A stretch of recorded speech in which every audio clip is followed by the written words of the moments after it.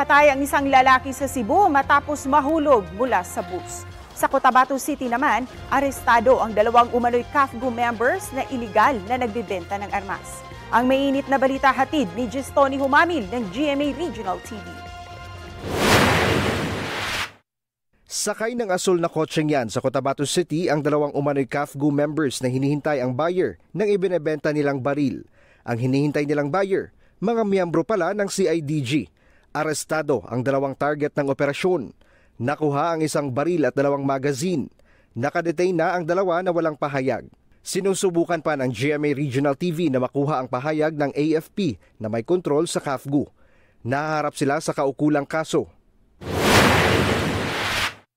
Patay na nang isugod sa ospital ang isang lalaking nahulog mula sa isang bus sa Alcoy, Cebu.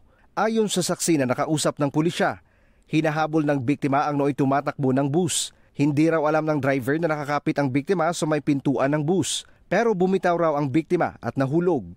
Tumama umano ang biktima sa likurang bahagi ng bus.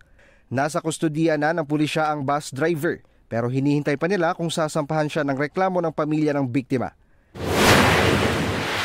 Hinold up ang isang pawn shop sa Cagayan de Oro City. Ayon sa pulisya, tinutukan ng baril ng mga sospek ang ilang nasa loob ng sanglaan. Natangay nila ang nasa mahigit 5,000 pisong halaga ng pera at mga alahas. Agad tumakas sa mga suspect matapos mapindot ng tauhan ng pawn shop ang alarm. Tumangging magpaunlak ng panayam ang mga tauhan ng pawn shop.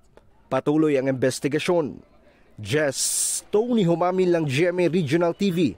Nagbabalita para sa GMA Integrated News.